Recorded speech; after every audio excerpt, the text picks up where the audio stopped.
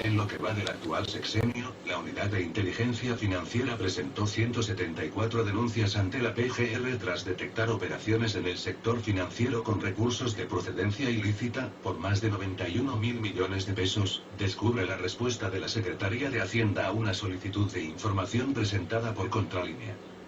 En ese mismo lapso, se logró el aseguramiento de 1.800 millones de pesos que habían sido lavados en el sistema, revela en entrevista el director de la Unidad de Implementación de Controles de Lavado de Dinero de la SHCP, Alberto Elías Beltrán.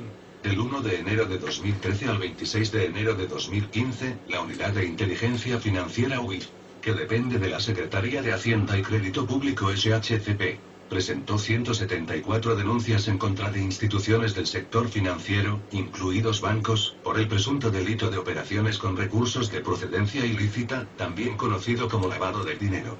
Dichas acusaciones, levantadas ante la Procuraduría General de la República PGR, implican un monto total de 91.865 millones de pesos, informa la Secretaría de Hacienda en la respuesta a la solicitud de información 0000600025115, hecha por Contralínea por medio de la Ley Federal de Transparencia y Acceso a la Información.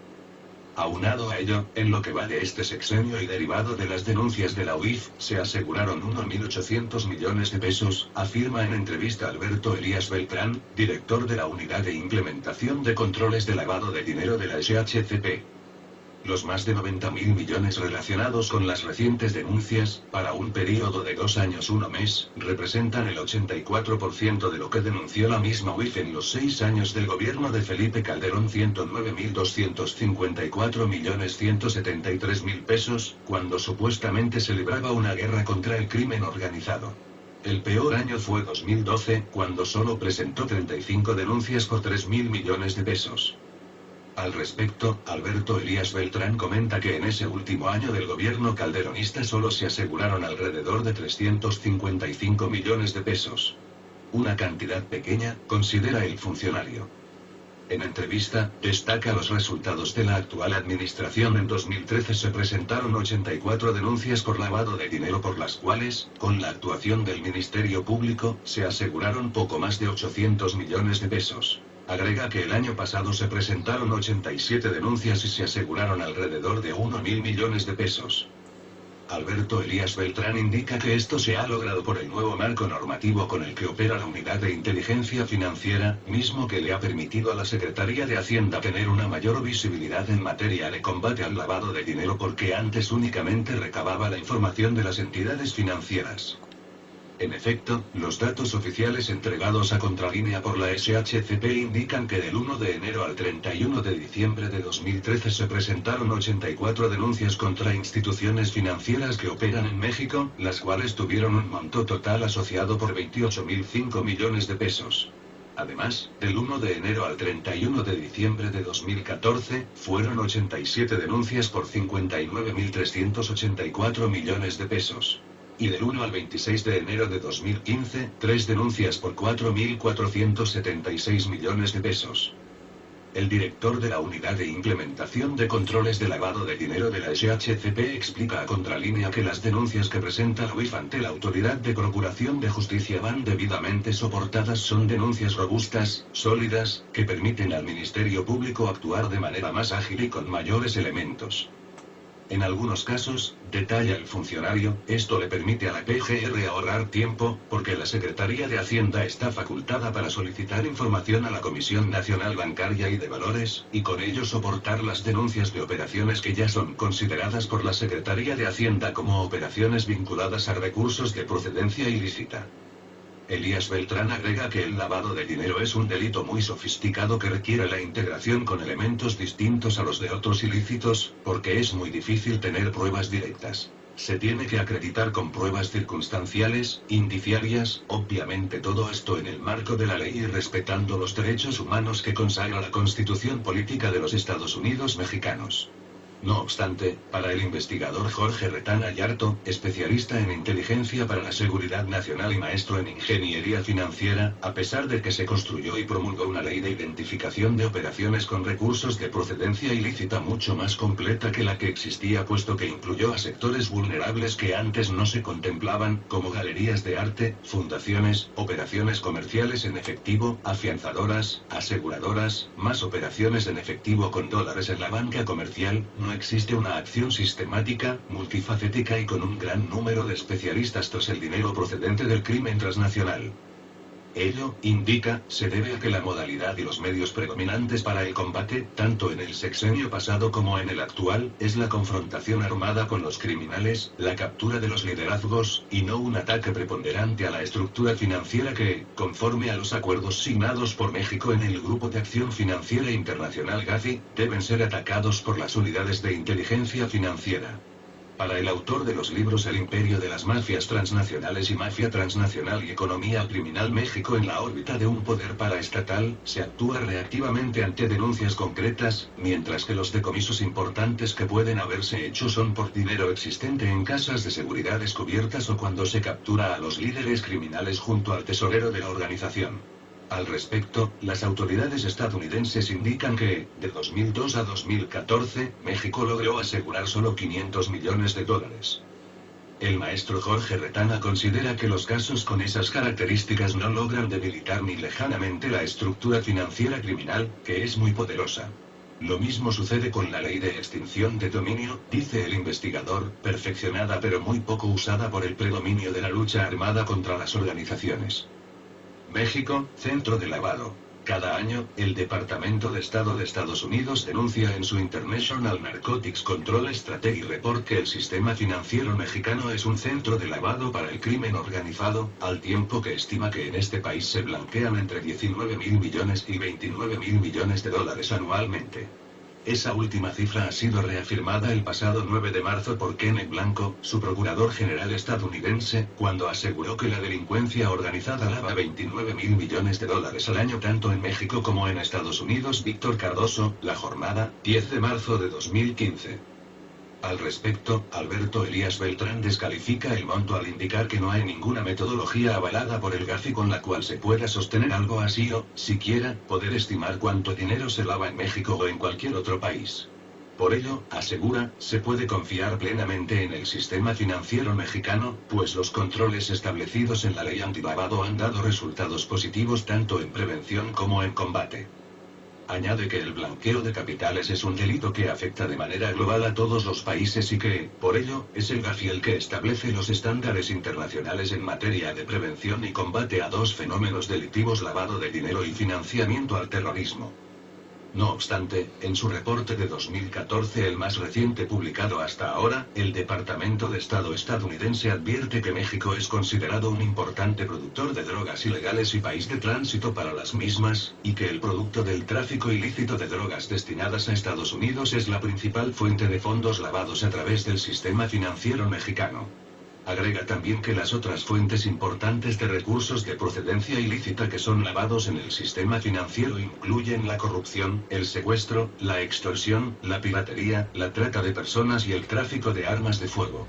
Según las autoridades estadounidenses, tan solo las organizaciones de narcotraficantes envían entre 19.000 millones y 29.000 millones de dólares anuales a México desde Estados Unidos. El maestro Retana Yarto indica que el instrumento contra el blanqueo de capital de origen criminal es la inteligencia financiera amplia, altamente especializada, sistemática y acompañada de instituciones de procuración de justicia con capacidad institucional para actuar respecto de la magnitud del problema.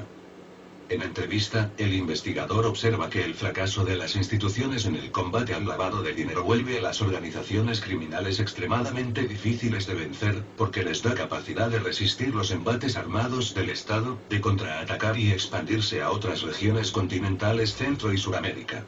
Además, dice, les da un inmenso poder de soborno, corrupción y de asociación criminal, tanto en la empresa privada como con los altos funcionarios. Por ello, asegura, la estrategia actual es un fracaso de largo plazo, pues está equivocada y es altísimamente costosa en lo social, disimulada por golpes mediáticos. En el caso de las capturas de Joaquín Guzmán Loera, alias El Chapo, y Miguel Treviño Morales, el Z40, pregunta: ¿cuál ha sido la consecuencia en cuanto al golpe de sus estructuras financieras?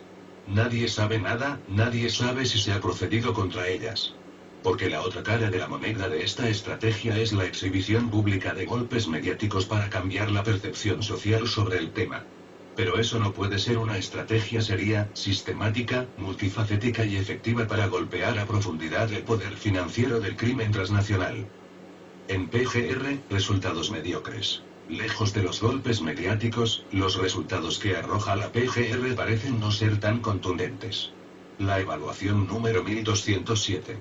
Política Pública de Seguridad Pública, elaborada por la Auditoría Superior de la Federación ASFI publicada en febrero pasado, indica que la UIF presentó 316 denuncias por lavado de dinero en el sector financiero entre 2007 y 2013. De estas, en la PGR el 51,9%, es decir, 164 se encontraba pendiente de despacho. El 35,4%, 112 fue consignada ante la autoridad judicial competente, y el 12,7%, 40 restante no se consignó, ya sea por la determinación del no ejercicio de la acción penal, la acumulación de la averiguación previa o la determinación de enviarla a reserva.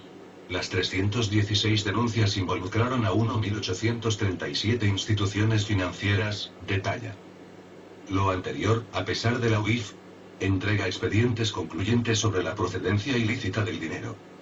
Respecto del estado que guardaron las averiguaciones previas resultado de las denuncias presentadas por la UIF ante la PGR, la ASF indica que las que fueron consignadas ante la autoridad judicial competente se incrementaron en 91,7%, al pasar de 12 en 2007 a 23 en 2013. En contraste, las averiguaciones previas despachadas que no se consignaron decrecieron en 20%, de 5 averiguaciones previas no consignadas en 2007 a 4 en 2013. Agrega que si bien han disminuido las averiguaciones previas que no se consignaron ante un juez con relación a las averiguaciones previas efectivamente consignadas, el número de averiguaciones previas pendientes de despacho se incrementó 6,1 veces durante el periodo, al pasar de 8 en 2007 a 57 en 2013. En entrevista, Alberto Elías Beltrán explica que el trabajo de la UIF incluye la coordinación con las autoridades encargadas de la Procuración de Justicia. Una vez que se presentan las denuncias, detalla, es la PGR la encargada de integrar los expedientes.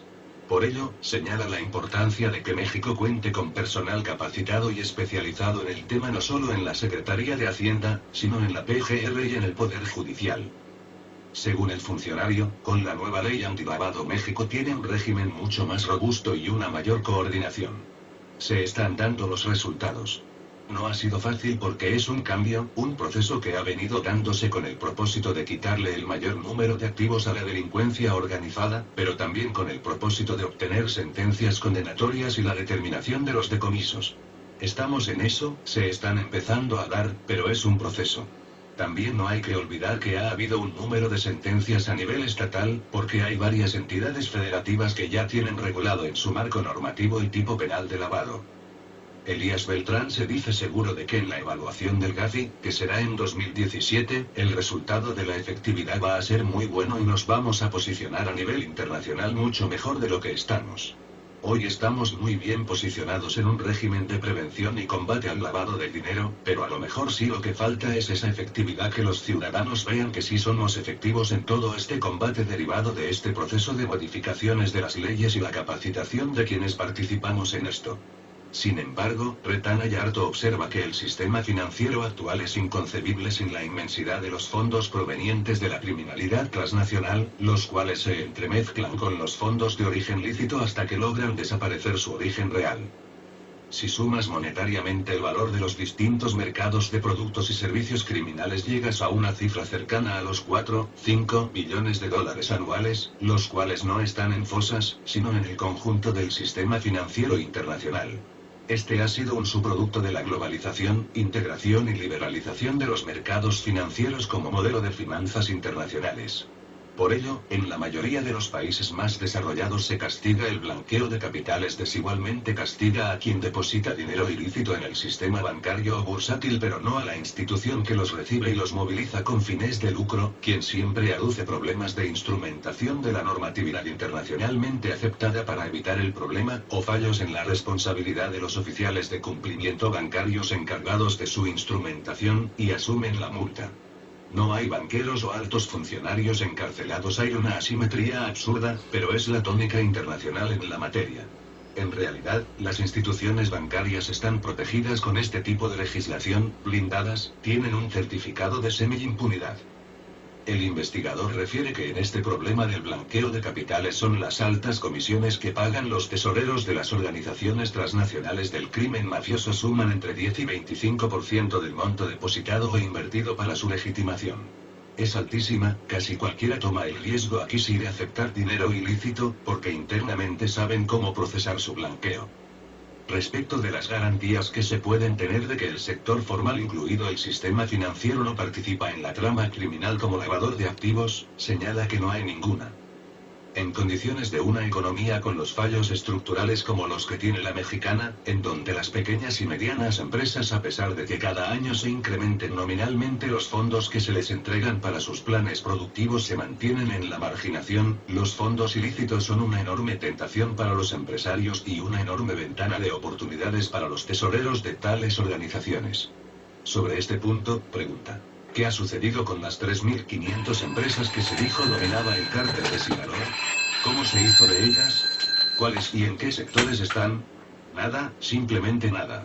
No hay que olvidar que el crimen transnacional organizado como mafia, al ser organizaciones paraestatales, ocupan los lugares que el Estado ataca deficientemente o no ataca como parte de sus responsabilidades sociales. Respecto de lo que falta por hacer en México para combatir el ilícito, Retana Yarto enlista lo siguiente: a modificar la estrategia actual. B. Derivarla hacia el quiebre de la capacidad financiera de las organizaciones criminales transnacionales. C. Que los planes de ayuda, capacitación y entrenamiento que existen con Estados Unidos y otros países, se acaba de firmar uno con Gran Bretaña, incluyan un número sustancial de especialistas en blanqueo de capital y en la ejecución de las UIF estatales o regionales. Generar la capacidad institucional, instancias judiciales y jueces especializados en blanqueo de capital para atender sistemáticamente este tema. F. Crear, como existe en otros países, no solo una policía cibernética, sino una policía financiera, apoyada por un ejército de especialistas, varias UIF más y tribunales especializados. Sin ello, el grado de aplicación del marco normativo actual es casi inexistente o inservible. G. Elevar a categoría de tema de seguridad nacional la lucha contra este fenómeno. Nancy Flores, @NancyContra.